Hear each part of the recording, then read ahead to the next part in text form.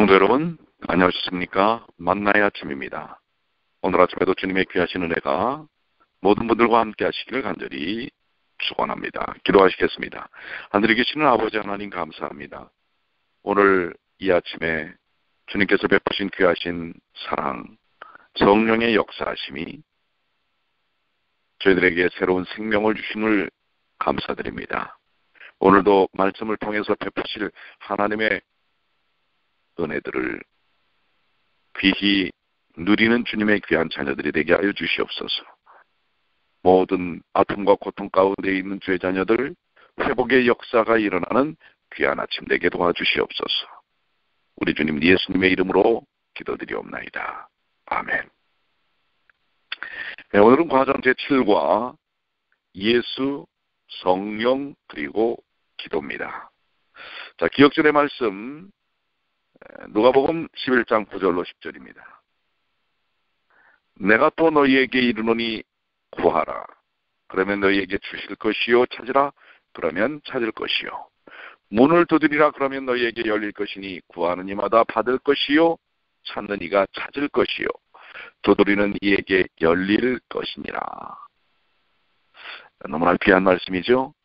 이번 과에서 우리가 배워야 할 학습의 목표는요, 깨닫기입니다. 예수님이 성령과 친밀한 관계를 유지하시고 모범적인 삶을 보여주셨음을 우리가 이해하는 것입니다. 주님께서 보여주신 모범적인 삶이 무엇인가라는 것이고요. 느끼기는 성령과 기도에 의존해야 할 절실한 필요를 느끼는 것입니다. 또한 성령의 인도를 구하며 쉬지 않고 기도하는 삶을 사는 것이 저희들이 삶을 통해 나타내 보여야 할 모습이 아닌가 생각이 됩니다. 자, 누가복음은 이 공관복음, 마태, 마가, 누가 이 세 개의 공관복음 중에서 예수님과 성령의 관계를 가장 잘 언급한 책입니다. 가장 많이 언급하기도 했죠. 누가복음에 17번이나 나왔으니까요. 누가는 그가 예수님이 인간으로 오신 사건에서부터 세계 선교사명을 수립하는 명령에 이르기까지 예수님과 성령 사이의 기능적 관련성에 주목하고 있죠. 이 관련성은 구주의 사역을 이해하는 기초가 됩니다. 또한 누가는 예수님의 생애와 사명 가운데 기도의 중요성에 주목합니다.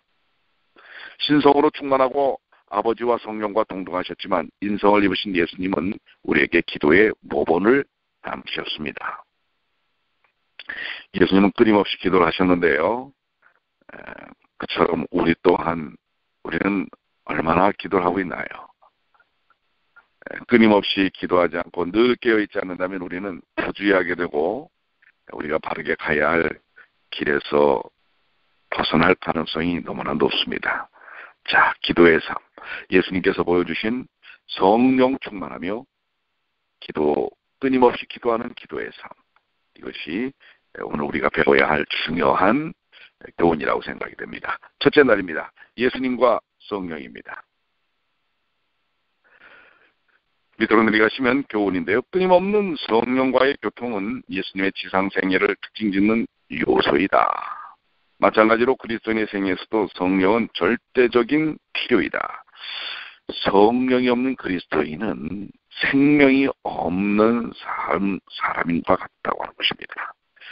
성령의 역사 없는 그리스도인, 이것은 상상해 볼 수 없는 것이죠. 자, 그리스도께서 인간의 육신을 입고 오신 사건에서 성령이 과연 어떤 역할을 하셨을까요? 누가복음 1장 35절에 보면 천사가 대답하여 가로되 성령이 내게 임하시고 지극히 높으신 이의 능력이 너를 덮으시리니 이러므로 나실 바 거룩한 자는 하나님의 아들이라 일컬으리라. 성령이 내게 임하시고 지극히 높으신 이의 능력이 너를 덮으시리.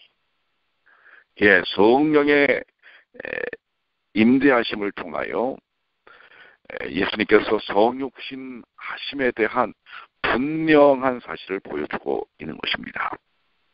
누가는 예수님의 성육신으로부터 구원의 승천, 교회 확장에 이르기까지 그리고 역사 안으로 파고든 기독교의 진입을 성령의 인도로 진행된 하나님의 기적으로 반주하고 있는 것을 볼 수가 있습니다. 그래서 누가는 꾸준히 성령에 대해 언급하면서 이러한 점을 강조하고 있는 것입니다. 예수님의 선교 사역은 성경에 여러 번 언급함으로 시작합니다. 침례 요한은 물로 침례를 베푸나 뒤에 오시는 이는 성령으로 침례를 주실 것이라고 예언되어 있습니다. 그렇죠? 자,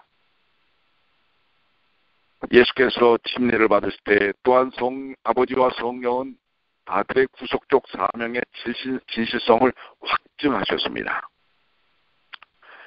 하나님 아버지는 그리스도께서 인간을 구원하기 위해 파송된 그분의 사랑하는 아들임을 하늘에서 선언하셨고 성령은 비둘기 모양으로 그분 위에 임하셨습니다. 그 후로 예수님은 성령 충만함을 입어 광야에서 원수를 상대할 뿐만 아니라 사역을 시작할 준비를 마치시는 모습을 볼 수가 있습니다.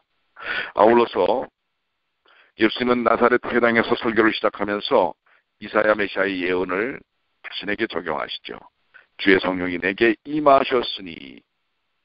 그렇습니다. 성령은 예수님의 끊임없는 그리고 변함없는 동반자이고 그분의 확실한 능력이며 예수께서 승천하신 뒤에는 그의 제자들 중에 계시는 그분의 임재의 역사, 성령의, 그래서 사도행전은 성령 행전이라고 이야기할 정도로 불리우는 성령의 역사를 보여줍니다.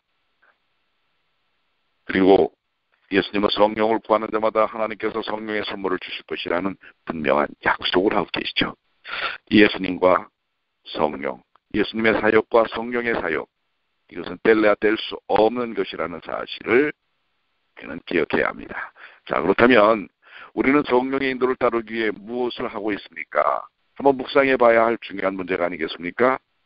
그리스도인의 생애에서 성령은 절대적인 비중을 차지합니다.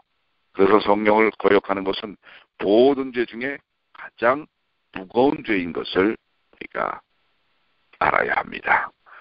적용인데요. 성령을 거역하는 죄에 빠지지 않기 위해 우리가 내려놓아야 할 것은 무엇일까요? 우리의 마음을 열지 않으면 성령의 역사를 체험할 수 없습니다. 성령의 역사가 체험되지 않은 것은 그리스도인의 삶이라고 할 수 없다는 것 우리가 기억해야 할 것입니다. 둘째 날입니다. 예수님의 기도의 생애입니다.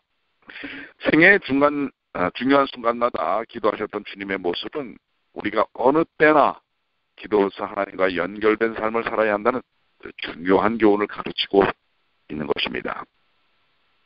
어디 보면 예수님의 전생에는 기도의 삶이었다고 볼 수가 있습니다. 자, 그러면 예수님이 기도하시는 모습 중에 어떤 생애 중요한 순간에 기도를 하셨는지 우리 과정에서 6가지로 정리하고 있는데요. 첫 번째는 침례를 받으실 때 기도하셨죠. 또 12제자를 택하시기 전에 기도하셨고 제자들을 위해서 기도하셨고 변형되기 전에 기도하시는 것을 볼 수가 있습니다. 겟세마네에서 기도하셨지요. 그 십자가를 이제 짊어지시기 위한 그 모든 사역의 그 부담들, 그 모든 걸 기도로 이기시는 것을 볼 수가 있습니다. 6번째로 기도하시고 생명을 하나님께 위탁하심으로써 십자가에서의 마지막 기도를 볼 수가 있습니다. 이렇게 예수님의 모든 전생에는 기도로 시작해서 기도로 끝났다고 볼 수가 있습니다. 자, 우리가 왜 끊임없이 기도를 해야 합니까? 주님께서 보여주신 모범처럼 왜 끊임없이 기도를 해야 하는가? 정로계단은 이러한 말씀을 기록하고 있어요. 기도를 꾸준히 하는 이 일은 응답을 받는 하나의 조건이 된다. 우리의 믿음과 경험이 자라나기를 원할진대 우리는 항상 기도하여야 한다. 끊임없는 기도는 우리의 심령이 하나님과 끊임없이 연결됨을 의미하는 것이니 그야 생명이 하나님께로부터 흘러나와서 우리의 생명으로 들어오고 다시 순결과 거룩함이 우리의 생명에서 하나님께로 흘러 돌아가는 것이다. 즉 기도는 하나님과 우리를 연결시키는 연결고리라고 하는 것입니다. 기도가 끊어진 사람은 하나님과의 관계가 끊어진다는 사실입니다. 자, 묵상으로 가시면 기도는 여러분의 삶에서 얼마나 중요한 비중을 차지합니까? 그렇죠. 얼마나 중요한 비중을 차지하는지 지금 우리 함께 나누고 있지요. 적용입니다. 하나님과 나누는 교제의 질을 높이기 위해 여러분에게 필요한 결심은 무엇입니까? 연결되지 않으면 하나님의 능력도 공급받을 수 없고 생명의 능력도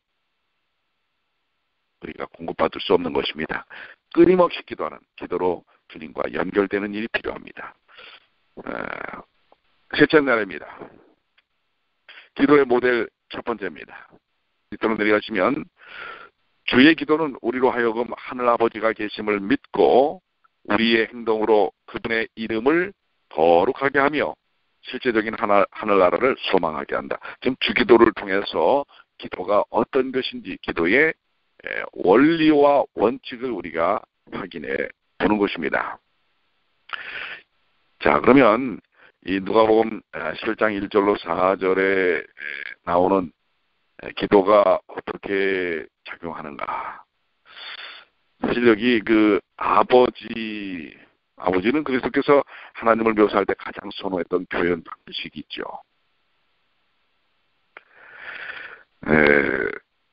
그래서 적어도 사복음서에는 170번이라는 기록을 남기고 있습니다.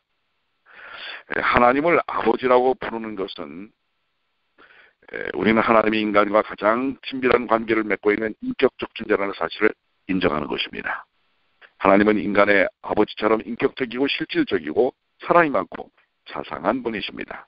그러나 그분은 하늘에 계신 아버지입니다. 그분은 전능하고 전지하며 무소부재 완전히 거룩하신 분이기 때문에 지상의 아버지와는 다르지만 그분은 정말 우리와 친밀한 분이시라고 하는 것입니다. 그렇기 때문에 우리가 이제 기도를 할 때 어떻게 기도할 것인가? 그 첫 번째가 하늘에 계신 아버지라는 말은 하나님이 거룩하시며 인격적인 분이라는 사실을 기억해야 하는 것입니다. 상기시키고 또 우리가 기도를 하는 대상이 누군지를 밝혀주는 것입니다.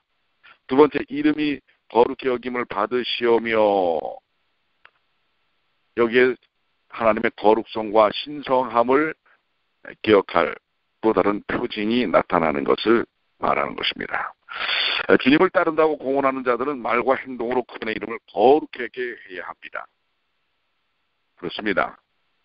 그분은 거룩하신 분이십니다. 우리가 기도하는 대상이신 그분이 어떤 분이신지를 다시 한번 분명하게 밝히는 것입니다. 세 번째, 나라가 임하옵시며 예수님이 오셔서 계시하고 세우셨던 하나님의 나라는 현존하는 은혜의 왕국과 미래의 일을 약속된 영광의 왕국을 모두 포함합니다. 은혜의 왕국은 십자가를 믿는 믿음을 통해서 우리의 마음속에 이르는 천국이고 미래의 일을 영광의 왕국은 예수께서 재림하심으로 이제는 더 이상 우리가 죄된 세상에서부터 영향을 받지 않는 그 나라가 임하기를 소망하는 것입니다. 네 번째, 뜻이 하늘에서 이루어진 것 같이 땅에서도 이루어지라. 하늘에서는 하나님의 뜻을 알고 순종합니다. 예수님은 그 같은 일이 땅에서도 이루어지기를 바라십니다. 땅에서도라는 말은 구체적인 의미를 나타내는 것입니다. 하나님의 뜻이 땅에서 이루어지되 우리 각자에게서 개인적인 삶을 통해 시작되기를 바라는 것입니다. 자, 하나님의 뜻, 하늘에서 이루어진 그 뜻, 그것이 오늘 이 땅에서 우리의 삶을 통해서 이루어지기를 소망하는 것입니다. 적용인데요. 하늘에서처럼 우리가 이 땅에 사는 동안 실현해야 하는 아버지의 뜻은 무엇일까요? 무엇이지요? 하나님께 영광을 돌리는 일, 그게 무엇일까요? 한번 여러분들 깊이 묵상해 보시고요. 자, 넷째 날 기도의 모델 두 번째입니다. 계속해서 이어지는 주기도문의 말씀을 통해서 주기도는 하나님을 우리의 의존할 분으로 인정하고 그분의 용서를 받아 다른 이들도 용서하며 시험을 이길 수 있도록 거룩한 능력을 구하게 합니다. 자, 기도가 갖는 기능적인 놀라운 모습이죠. 하나님을 의존하면서 그분께서 우리에게 주신 용서, 그 용서는 다른 이들을 용서하는 참다운 사랑의 에너지로 나타나는 것입니다. 그 모든 이 땅에서의 시험, 악의 시험, 도전들, 그 모든 것들을 등이 이겨내도록 하는 것입니다.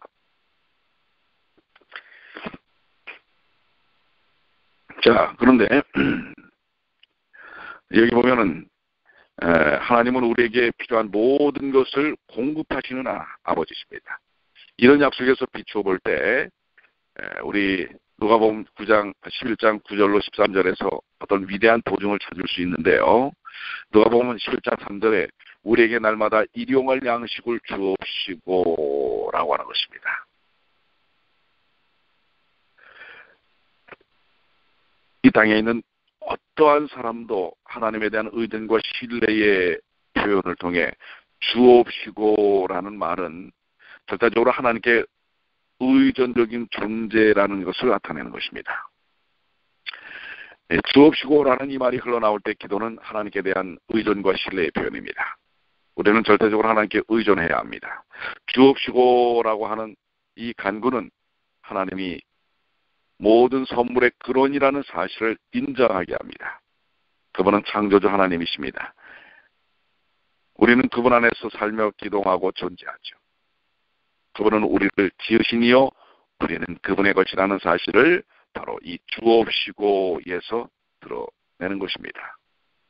또한 아울러서 우리 죄를 사하여 주옵시고, 우리가 다른 사람을 용서하는 것처럼 우리의 죄를 용서해달라는 이 기도의 뜻은 과연 무엇일까요?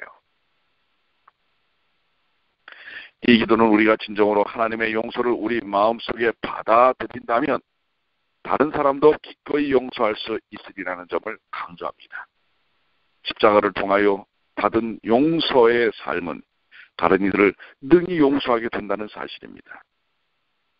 논리적으로 우리가 다른 사람을 용서하지 않는다면 그것은 우리가 하나님의 용서를 진실로 받아들이지 않았다는 의미라는 사실도 우리는 깨달아 알아야 할 것입니다. 그래서 그리스도의 제자들인 우리는 한쪽에서는 하나님의 자비를 얻고 또 한쪽에서는 우리에게 잘못한 다른 사람들에게도 그분의 사랑과 용서를 전함으로 거룩한 은혜의 드넓은 울타리 안에서 삶의 기쁨을 누리게 되는 것입니다. 그 다음에 이어지는 말씀은 우리를 시험에 들게 하지 마옵소서라고 하는 것인데요. 여기서 주목해야 할 두 가지 사실이 있습니다. 첫째, 시험은 죄가 아닙니다. 그리스어로 시험은 테이라스모스인데요. 이것은 일반적으로 아스모스로 끝나는 이 그리스어 명사는 결과물이 아닌 과정을 뜻한다고 하는 것입니다. 그렇기 때문에 시험 자체는 죄가 되지 않습니다. 그런데 그 시험에 넘어가면 이제 죄가 되는 건데요. 둘째, 하나님은 시험의 주체가 아니다라는 것입니다. 하나님은 시험에 이르도록 허용하시지만 결코 누군가 죄를 짓도록 시험하지는 않는다고 하는 것입니다. 그래서 기도는 하나님이 마귀를 저항할 수 있는 궁극적인 힘의 원천임을 인정하는 행위입니다. 수많은 도전들, 시험들이 우리에게 다가오지 않습니까? 그런데 기도는 바로 이 마귀에 의해서 이루어지는 모든 죄의 도전들을 능히 이겨낼 수 있는 힘이 하나님께 있고 하나님께로부터 받을 수 있는 사실을 인정하는 것을 바로 기도를 통해서 나타내 보이는 것입니다. 적용인데요. 여러분이 하나님께 용서를 구하기 전에 먼저 용서해야 하는 사람은 누구입니까? 자, 십자가의 은혜로 우리가 용서받은 사람들이에요. 근데 그것을 인정하고 드러냄에 있어서 다른 사람을 용서해야 합니다. 아직도 내 눈에 흙이 들어갈 때까지는 안 된다고 하는 정신을 가졌습니까? 아니면 다른 사람들에게 무감각합니까? 무관심합니까? 아니면 여전히 남들을 미워하는 마음을 갖고 있습니까? 그것은 어떤 면에서 주님의 용서가 내 삶 속에서 경험되어지지 않는 삶의 모습일 수 있다는 사실을 기억해야 할 것입니다. 자, 다섯째 날입니다. 그 밖에 기도에 대한 그 밖에 교훈들입니다. 우리는 하나님을 더욱 굳게 믿고 그분을 더욱 깊이 신뢰하기 위해 포기하지 말고 꾸준히 기도하되 회개와 겸손한 심령으로 그분의 자비를 바라야 합니다. 그렇습니다. 기도는 꾸준히 해야 합니다. 누가복음 11장 5절로 8절에 있는 말씀을 여러분들이 좀 읽으시고요. 예수님은 인내를 가지고 기도하도록 격려하기 위해 비유들을 말씀하셨는데요. 예수님은 이웃이기를 거부한 이웃의 비유를 말씀하십니다. 만약 한밤중에 갑자기 이웃에게 가서 빵을 달라고 하면 그 요청은 거절당할 것입니다. 그러나 계속 문을 두드리면 그런 이웃이라도 이겨낼 재간이 없다고 하는 것이죠. 그렇다면 하나님께 우리가 줄기차게 기도할 때 하나님은 어떻게 하실까요? 그와 같은 기도의 인내는 하나님의 생각을 변화시키는 것이 아니라 바로 우리의 신뢰심을 강화시킵니다. 우리가 계속 기도해야만 하나님이 들어주시는 것이 아니라 그분을 향한 이미 우리에게 주셨는데도 우리가 알지 못하는 것들이 얼마나 많습니까? 그렇기 때문에 인내하는 기도, 지속적인 기도, 쉬지 않고 하는 기도를 통해서 이미 주신 하나님의 역사들을 우리가 다시금 깨닫고 확인하는 것입니다. 오늘 그래서 기도에 인내가 필요합니다. 끊임없는 기도가 필요합니다. 또한 기도에 대한 어떤 중요한 교훈이 무엇입니까? 또 하나는 기도의 역사는 자신의 의로운 일과 행위를 통해서 나타나는 것이 아니라 바리새인처럼 말입니다. 자신의 난 이것도 했고 저것도 했고 이런 걸 드러내는 것이 기도가 아니라는 사실입니다. 오히려 세리처럼 하나님께서 은혜롭게 용납해 주시기를 간구하며 자비의 처분을 바랬던 세리와 같은 기도가 진정한 기도자의 자세라고 하는 사실입니다. 하나님의 용납은 우리의 삶이 아닌 그분의 은혜를 통해서만 이루어온다고 하는 것입니다. 그런데 이 사실을 우리는 너무나 자주 잊어버립니다. 내가 이것을 했고 내가 이렇게 했고 그렇기 때문에 이런 위치에서 이런 대접을 받아야 한다. 또 이런 기도의 응답들이 있어야 한다라고 착각하는 것입니다. 오직 참회하고 겸손하며 심령이 상한 자들만이 그러한 은혜를 받을 수 있다는 사실을 기억해야 합니다. 온유와 겸손은 성공과 승리의 조건들입니다. 기도에 있어서도 그렇습니다. 영광의 면류관은 십자가 아래서 머리 숙이는 사람들을 기다리고 있다는 것 기억하십시오. 그 영광의 면류관을 쓰려면 여러분들의 고개를 숙이십시오. 십자가 아래서 여러분의 고개를 숙이십시오. 여러분의 주장, 여러분의 경험, 여러분 자신을 드러내려고 하지 마시고 여러분의 이름을 드러내려고 하지 마시고 주님의 이름을 드높이시는 이게 진정한 기도의 삶이라는 것 우리가 기억해야 할 것입니다.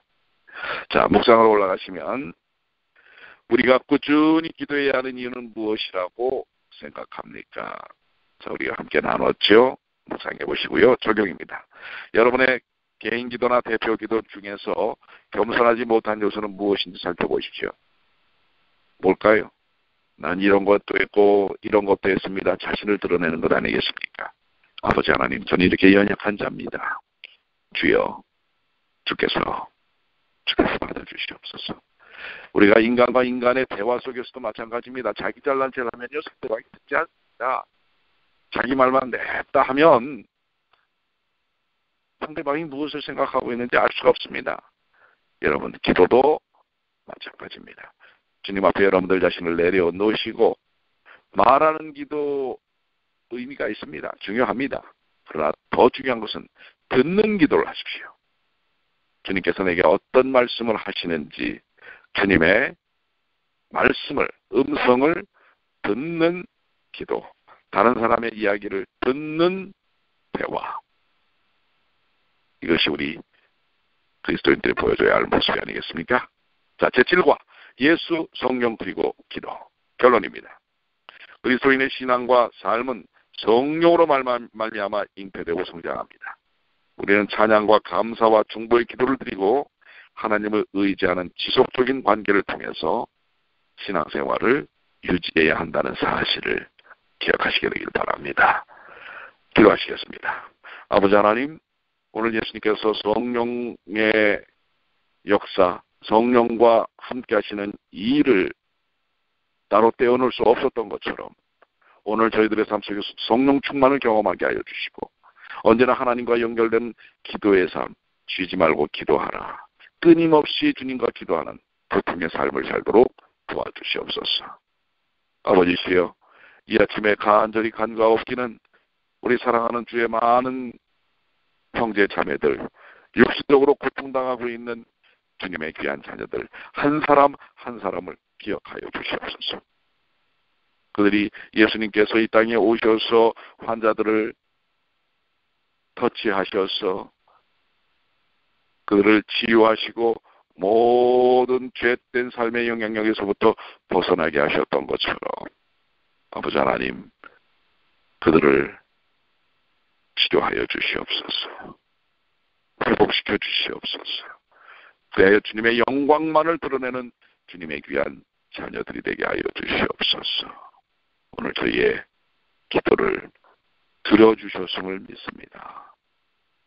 언제나 주님께 영광 돌리며 주님의 임재, 성령의 임재를 통해서 사는